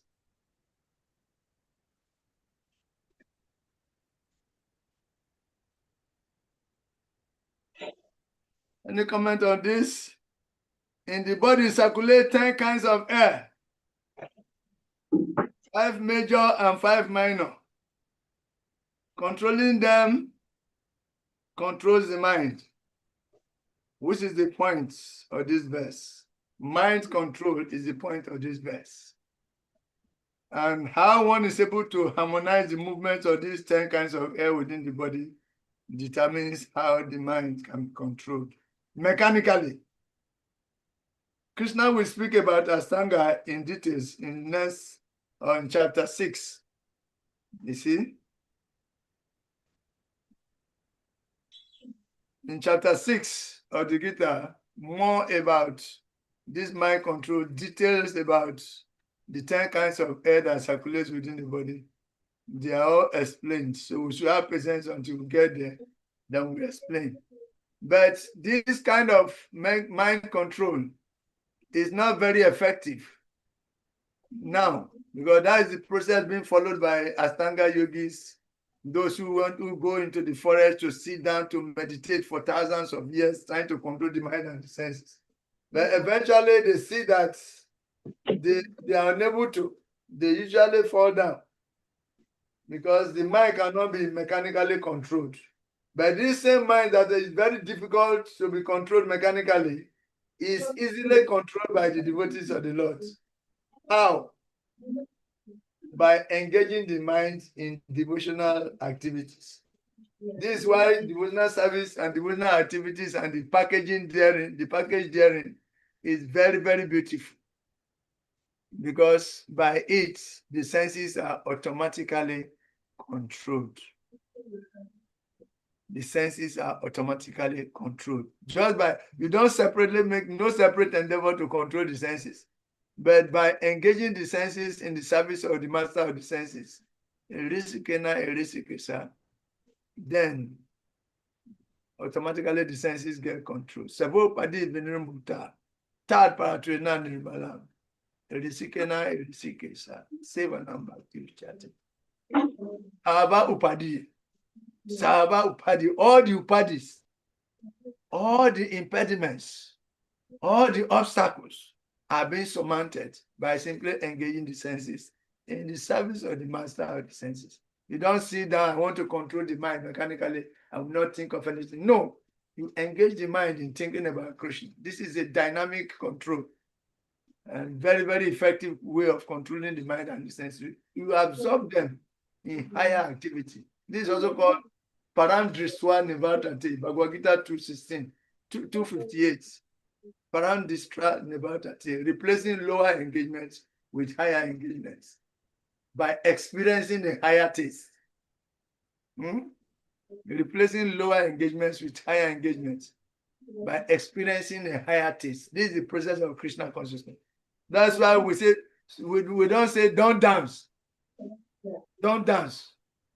We say dance, but only to the tune of transcendental sound vibration.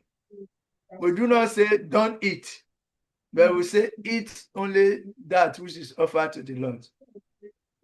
We do not say don't hear, but we say hear that which is transcendental glorification of the Lord, His pastimes, activity. And there is enough to hear there.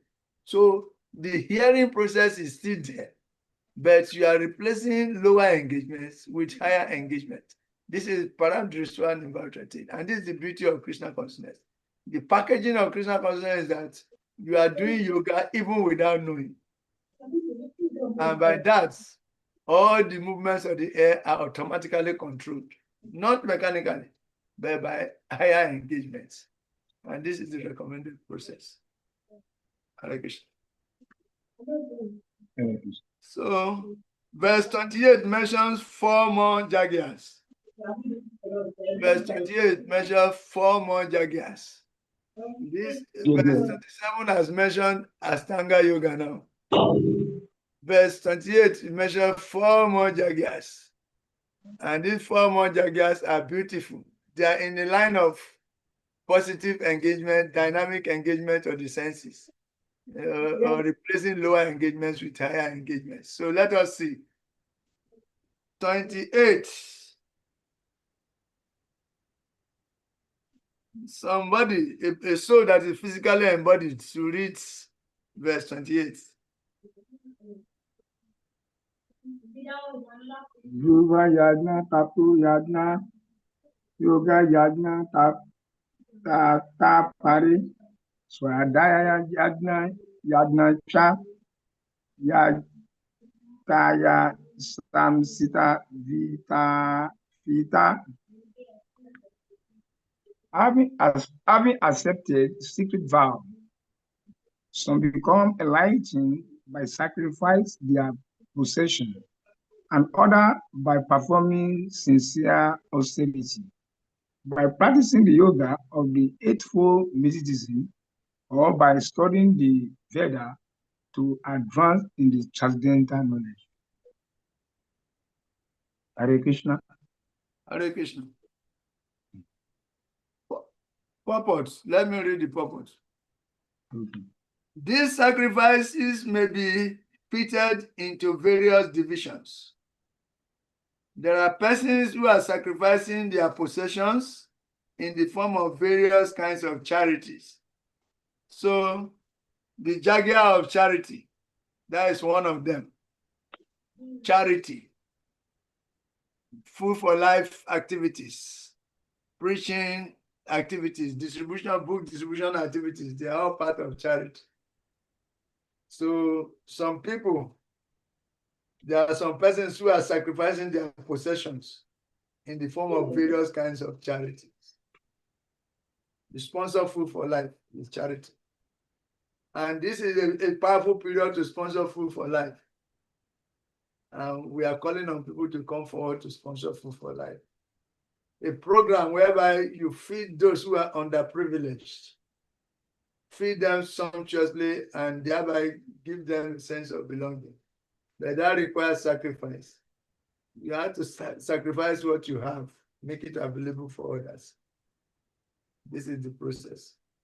Then in India, the rich mercantile community or princely orders open various kinds of charitable institutions like Dharmasala, Anakshetra, Atitisala, Anantadaya, and Vidyapita. In other countries too, there are many hospitals, old age homes, and similar charitable foundations meant for contributing food, education, and medical treatment free for the poor. All these charitable activities are called Dravya Maya Gyagya. Yes. And mostly the householders engage in this kind of charity. Householders should engage in this kind of charity. because that leads to purification of the wealth they have accumulated, purification of their consciousness, purification of their family, and also clearing of obstacles on the part of their economic advancement. There are others who, for higher elevation in life or for promotion to higher planets within the universe, voluntarily accept many kinds of austerities, such as Sandrajana and Chaturmasya. These processes entail severe vows and conducting life under certain rigid rules. For example, under the Chaturmasya vow, the candidate does not shave for 4 months during the year, July to October. He does not eat certain foods, does not eat twice in a day, or does not leave home. Such sacrifice of the comforts of life is called Tapomaya Jagya. So you can get that very clearly. During the Chaturmasya period, some will not shave, and some they vow to eat only once in a day, and many other austerities. And the aim is to go to the higher planets. Why? Because in the higher planets, they have heard from authority that there is high level of sense gratification. High level of sense gratification. Very beautiful women are there, and they will all be there available for them for sense enjoyment. The Muslims, they said 99 virgins will be given to you if you attain heaven. And if you can go to that heaven by fighting and killing other people who do not believe in Islam, you kill the people and you go to the heaven. So they are very ready to violently involve themselves in killing people so that they can go to heaven to enjoy the 99 virgins. And all that. So desire to go into the heavenly planets to enjoy maximum sense gratification, that induces people to perform some kinds of jagya, that kind of jagya, the austerity, voluntary bodily inconvenience for higher achievements. So it's a kind of jagya. It's mentioned in this verse. Prabhupada has elaborated. It's called Tapomaya Jagya. Then there are still others who engage themselves in different kinds of mystic yogas, like the Patanjali system for merging into the existence of the Absolute, or Hatha Yoga, or Ashtanga Yoga for particular preferences. And some travel to all the sanctified places of pilgrimage. They go on pilgrimage, on safari. All these practices are called Yoga Jagya, sacrifice, for a certain type of perfection in the material world. For a certain type of perfection in the material world. In the material world. In the material world. They are not meant for going back home, back to God. Just to attain higher level of gratification in the material world. There are others who engage themselves in study of different Vedic literatures, specifically the Upanishad and Vedanta Sutra, or the Sankhya philosophy. All of these are called Swadhyaya Jagya, or engagement in the sacrifice of studies. We are also doing Swadhyaya Jagya. Study of Bhakti Sastri is also Swadhyaya Jagya. We are doing it, but our intention is to become devotees of the Lord. So the Jagya might look like the same because those people are studying the Upanishads and all kinds of powerful Mridangas, Sangodiya, all the different types of Upanishads, and Ityasas and Nyayas, philosophy. The difference is that we are doing this study, purify ourselves and become better devotees, that's all. But they are doing these studies to get knowledge and to be able to attain mystic powers and be able to attain some kind of level, which is also still within the material world. Higher seeking for higher status of that, so you can be respected as pandits. Krishna consciousness, however, is different from this because it is the direct service of the Supreme Lord.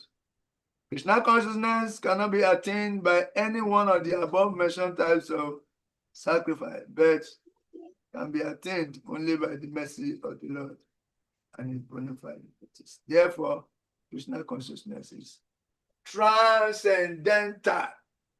So 4 kinds of Jagya, Astanga. Okay, after Astanga, 4 kinds of Jagya in verse 28. Charity, austerity, Yoga Jagya, and study of scriptures, or Swadhyaya Jagya. These are the 4 types of Jagyas mentioned in verse 28. People perform them with materialistic tendencies as the goal, but it is clearly mentioned by Srila Prabhupada that the devotional service Krishna consciousness is different from this kind of Jagyas. Why? Because Krishna consciousness is meant for attaining the Lord, not some material goal. So we see one more in verse 29. That is Hatha Yoga and Pranayama. It's also mentioned. Different kinds of Jagyas.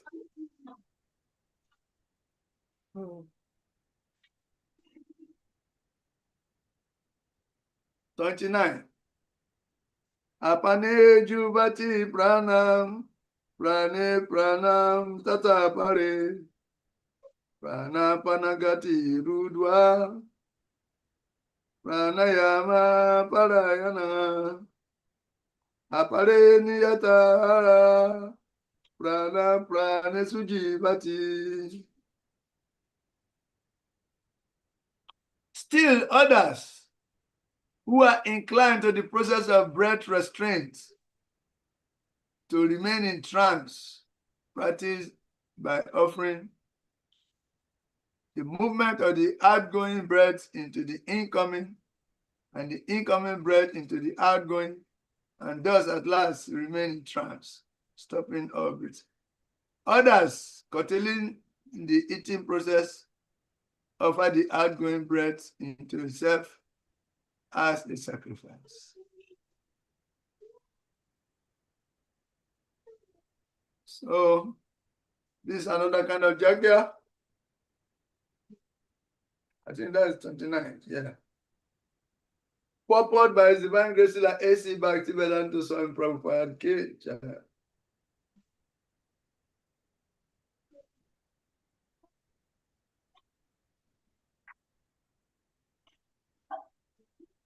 Purport by His Divine Grace like A.C. Bhakti Vedanta Swami Prabhupada K. Jagya. This system of yoga for controlling the breathing process is called pranayama, and in the beginning, it is practiced in the Hatha Yoga system through different sitting postures. We have all seen Hatha Yoga as they practice it, all those bodily exercises, they are called Hatha Yoga. That is the beginning of pranayama. When you take a particular posture, there is a way you control the incoming and outgoing breath. So it's the beginning. Hatha Yoga, you have to first maintain a particular sitting posture and stare steadily at the tip of your nose. Then you start practicing. All of these processes are recommended for controlling the senses and for advancement in spiritual realization. This practice involves controlling the airs within the body so as to reverse the directions of their passage. The apana air goes downward. Apana air goes downward, and the prana air goes upward. The pranayama yogi practices breathing the opposite way until the current are neutralized into putraka or equilibrium. The ingoing and outgoing breath is being controlled in a way that in the process of the yoga, instead of breathing out, you breathe in. Instead of breathing in, you breathe out. So you can gradually find equilibrium where the two of them meet, the outgoing and incoming. They meet at a point called equilibrium or putraka. So when they meet and you put them in equilibrium, there are some desires you can project at that point, and the desires become fulfilled, kind of. It's a kind of mechanical way of harmonizing the movement of air within your body for a particular purpose, especially when you attain that equilibrium. But it's a process, it's a science, it needs guidance, and it requires a lot of discipline.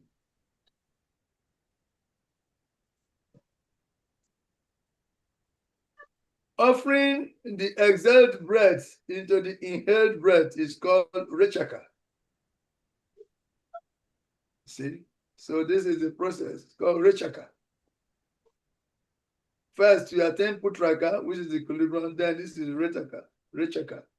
When both air currents are completely stopped, the outgoing one stop, the incoming one stop. When you are going to stop the two flowing air, you can just stay without breathing for long. You hold them, and you can stay for some extent. And if you master this, you can stay inside water for a long time, and you just control the breath and you are inside. And at that point, if your desires are channeled properly, into the universal elements, you can acquire some mystic cities in this process. You have to harmonize the movement of the air within your system and meditate on a particular deity who is in charge. The deity in charge, then you harmonize, then you project, and the deity will recognize you. Say, who is that? It's an antajit. He will trace you and give you some benediction. An antajit. You like those things, but you are unable to sit in one place for long. Why? You are unable to do the practice, but you want the result. That is cheating. If you want the results, you should practice also. Sit down in one place, stop breathing. At a point, you will not even eat, no desire for eating. You can only breathe once. Dhruva Maharaj, he mastered this process, and he utilized it until his weight become equal to the weight of the universe. Then the universe starts shaking. Then they start to trace. All the demigods were disturbed. They found that it was Dhruva Maharaj. You see? In other words, your body itself is a sample universe. And there is a way you can harmonize the movement of the air that you can increase your weight until you get the weight of the whole universe. Then everything will be destabilized. And they begin to trace you. Hey, what is happening? What is happening? Demigods start shouting, crying. They run to Vishnu, say, look, something is happening. We can't understand. The whole universe is in disequilibrium. Everything is trying to fall out. What to do something about it.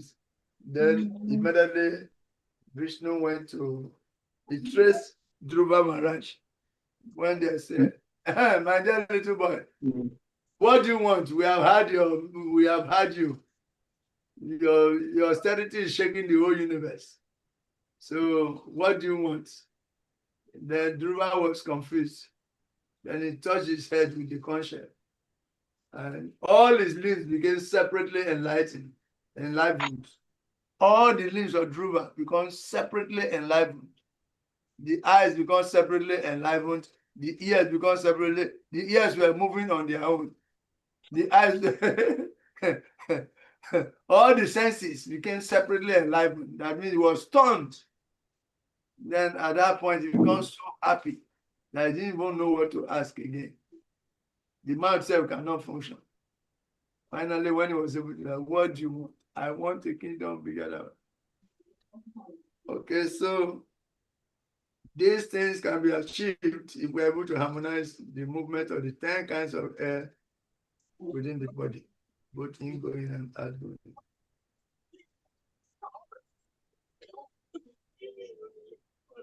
Offering the exhaled breath into the inhaled breath is called rechaka. When both air currents are completely stopped, one is said to be in Kumbhaka Yoga. Kumbhaka Yoga. Dhruva Maharaj achieved that also at the point. He stopped breathing. And he breathes only once in 3 months. Stop eating, stop breathing. He was able to harmonize the air and remain in equilibrium like that. This is called Kumbhaka Yoga. By practice of Kumbhaka Yoga, one can increase the duration of life for professional and spiritual realization. Because like everybody's duration of life is counted based on the number of exhalation and inhalation you make. You're breathing out and breathe. Every breath you send out, your lifespan is reducing. So if you learn the yoga of controlling your breath, like within 3 months, you breathe only once. Or within a month, you breathe only once. That means your duration of life is increased because every day, as you are breathing, you breathe out many times. You calculate all that into 1 week, 1 day, 1 week, 1 year, or 1 month. If you subtract all those number of breaths you save, you can add it also later in the future. So that means your duration of life can be mechanically increased if you master these science of yoga, Kumbhaka Yoga. You can increase it. If you have to live 100 years, you can increase it, you can double it, you can triple it. It's possible, but you have to be really austere and be steady. By practice of Kumbhaka Yoga, one can increase the duration of life for perfection in spiritual realization. The intelligent yogi is interested in attaining perfection in one life without waiting for the next. But by practicing Kumbhaka Yoga, the yogi increased the duration of life by many years. A Krishna conscious person, however, being always situated in the transcendental loving service of the Lord, automatically becomes the controller of the senses.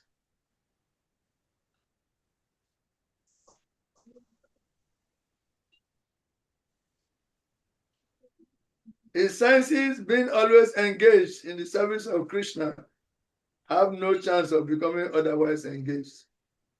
So at the end of life, he is naturally transferred to the transcendental plane of Lord Krishna. Consequently, he makes no attempt to increase his longevity. He is at once raised to the platform of liberation, as stated in Bhagavad Gita 14:26. Mam chayo vyabicharena bhakti yogena sevate sagunam samatitya etam brahmabhuyaya kalpate. One who engages in unalloyed devotional service to the Lord transcends the most of material nature and is completely elevated. He is immediately elevated to the spiritual platform. A Krishna conscious person begins on the transcendental stage and is constantly in that consciousness. Therefore, there is no falling down. And ultimately, he enters into the abode of the Lord without delay.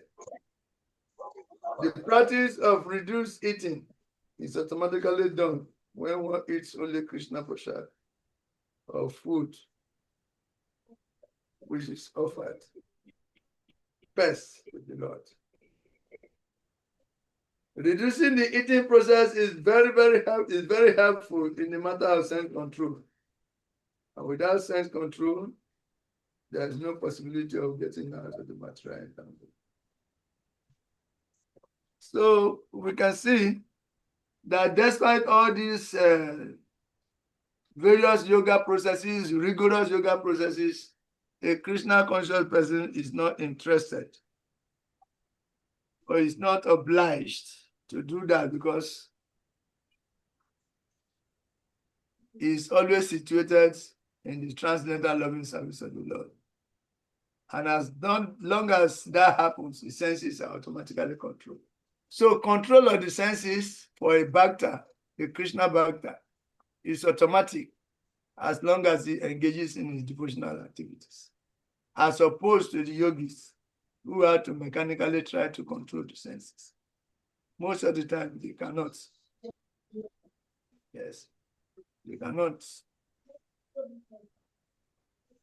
If they are doing it, Jara will just come and take it. So this is the purport of this verse. That is verse 29.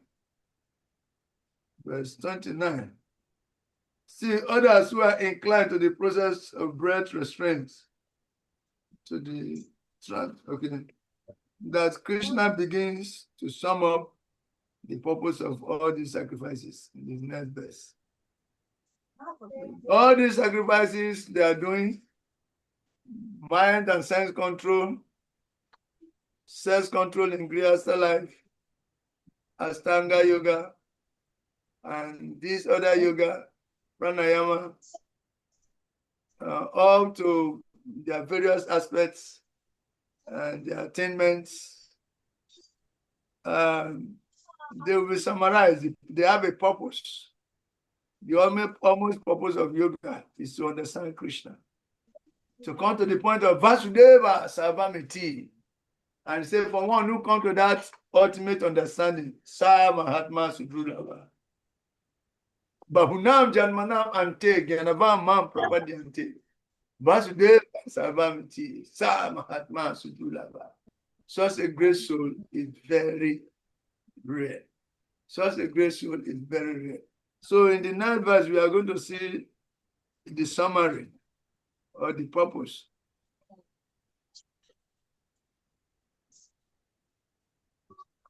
Yes. The next verse, we are going to see the purpose.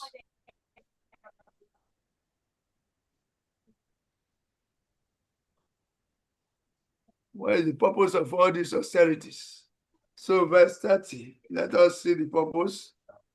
And I think very soon we can stop.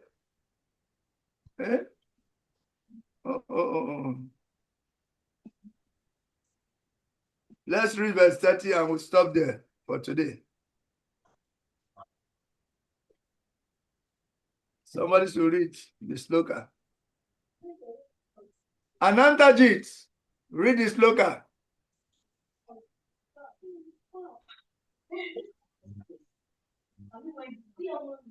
Anantajit, read the sloka.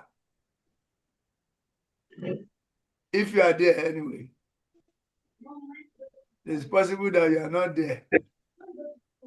So we want attendance. Attend with your mind and your intelligence. Concentrated attendance. If you are there, read the sloka and read the translation.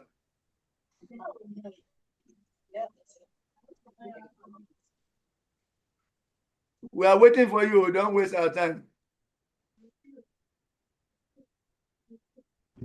Prabhu, please, I'm here, but I'm in the road. Please, Prabhu, if you watch, you will see that I've been working since morning, but I'm using my airport to follow up the class. Why are you on the road? Why you know that you are supposed to have class? I complained this now that I'm always working on Saturday. If this class can be shifted in the evening, they said no. So I don't have any option than to be working and to be doing it because I can't take excuse on that. I really have to work because Saturday is my working day. So what do you do with the result of your work? I'm just following up the voice aspect of it. Hmm. I'm listening. What do you do with the result of your work? Answer me.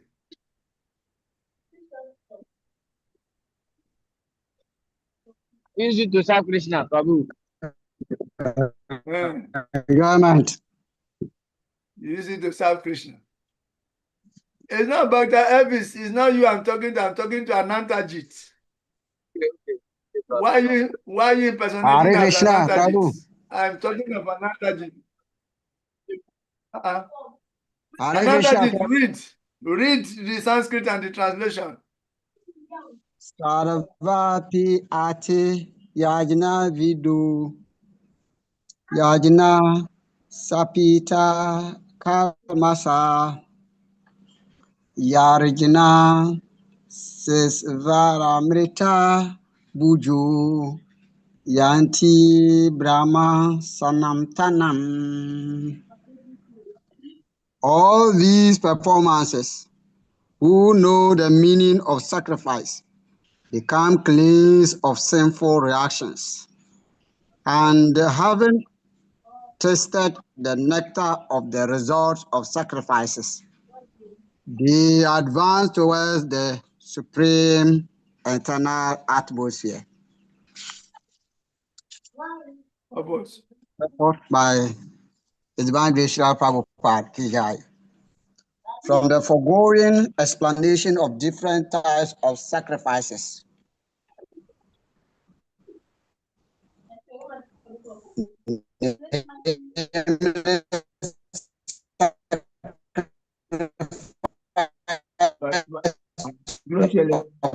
one's possession. The common aim of all is to control the senses.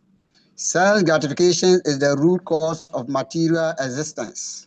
Therefore, unless and until one is situated on a platform apart from sense gratification, there is no chance of being elevated to the internal platform of full knowledge, full bliss, and full life. This platform is in the eternal atmosphere or Brahman atmosphere. All the above mentioned sacrifices help one material existence. By this advancement in life, not only does one become happy and opulent in this life, but also at the end, he enters into the eternal kingdom of God, either emerging into the impersonal Brahman or associating with the Supreme Personality of Godhead, Krishna. Hare Krishna. Hare Krishna. So in one sentence, what is the purpose of these sacrifices?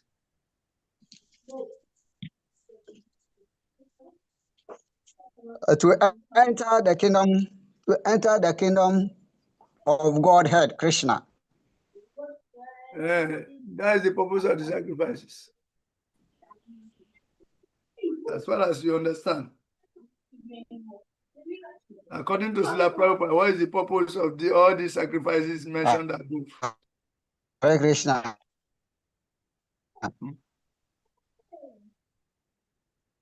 Can somebody help refine the purpose of the sacrifices mentioned above? According to Srila Prabhupada's purpose. Is to control the senses.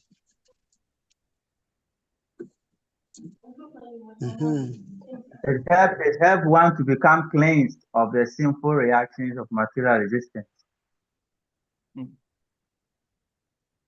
Again, any other person?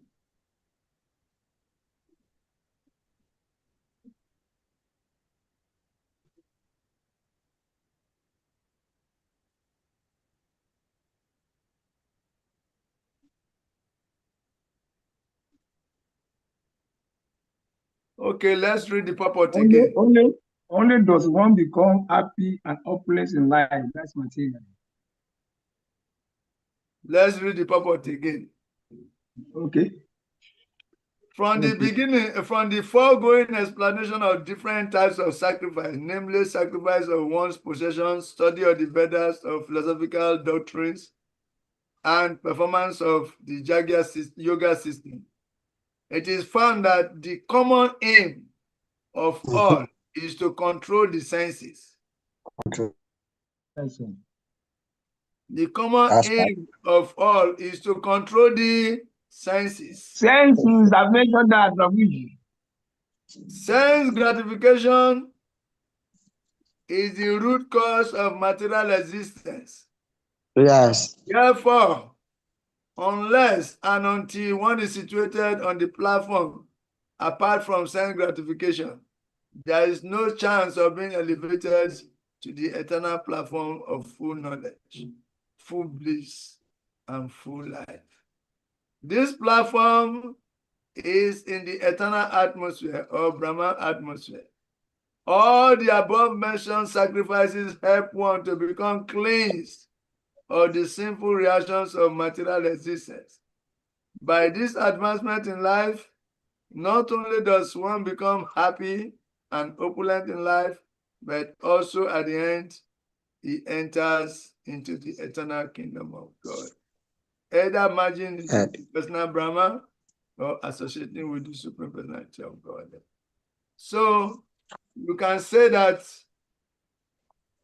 in this purpose, the Prabhupada explains that sacrifices are meant to award sense control and to free the performer from sinful reactions. In other words, granting liberation from material existence. Sense control and freedom from material entanglements. Sense control and liberation into the spiritual world. So that is it. Fortunately for us, the package in the devotional process entails everything that every other sacrifice can give to you. And that means every other sacrifice you see there is a subset of this supreme sacrifice of devotional service in Krishna consciousness. So let us all become Krishna conscious, perfect our lives, enjoying the senses in Krishna consciousness, engaging the senses in Krishna consciousness, and at last we go back home, back to God. Hare Krishna. Thank you very much. And we'll continue from verse 31 tomorrow and see you there. But we want to implore all of you to try to be punctual. The only punctual persons today were Purushottama Yatra Prabhu and Isana Goranga Prabhu. These are the two people. All others are latecomers, and latecoming, we are taking notes of it. And we know how to react when the time comes. And when we are react, don't blame us. So because of this activity, so Babu, and me that is jumping the class. You have to be unconditional. Manage your time in a way that you'll be there in the right place unconditionally at the right time. So improve your time management, then you'll be there. But as long as you are still willing to justify this inconsistency, then there's problem. Hare Krishna. Hare Krishna. Nevertheless, we still appreciate Balabhadra Prabhu and Anantajit. Thank you. As best among the latecomers. No problem.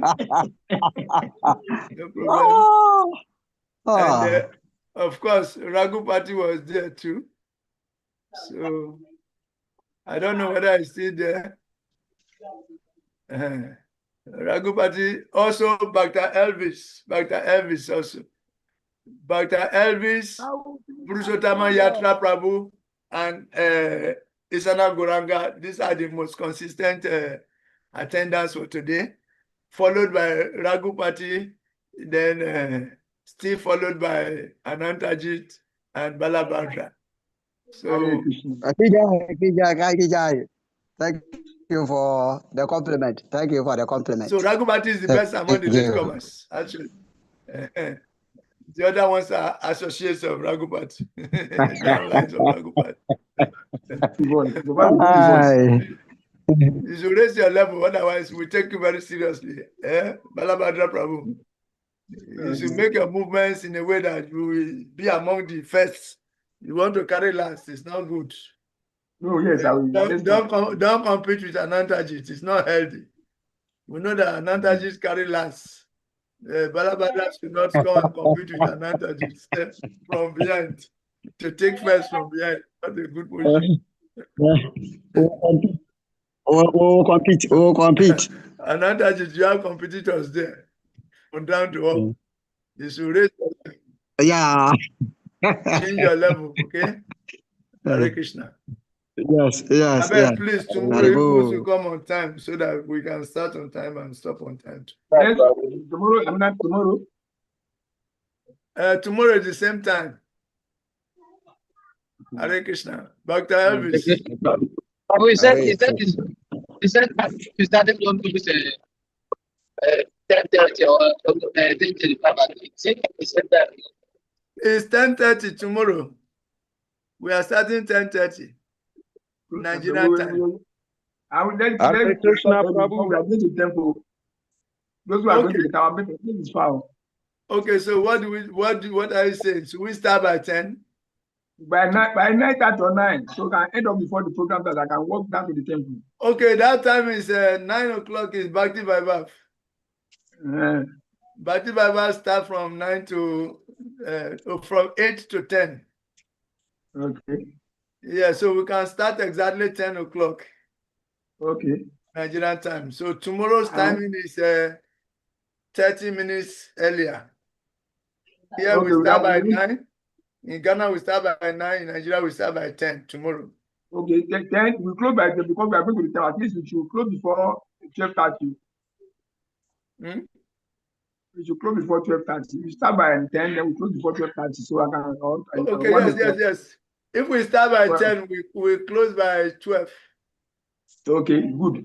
Yes, actually, we can even make it 1.5 hours tomorrow. Okay. So yeah, we can close by. You are saying it now. But before you know, we enter even more than 1 hour. We try tomorrow specifically. Hare Krishna. Hare Krishna Prabhu. Like, pray for us so that when we make new resolution, we should be able to implement it. Hare Krishna Prabhu. Please, you said when are we writing our exam? Oh, you write your exams when we finish. Don't talk about the exam now. Don't talk about the exam now. We have 2 more units. We have 2 more units. After this first unit, we have unit 2, then unit 3 before we write exams.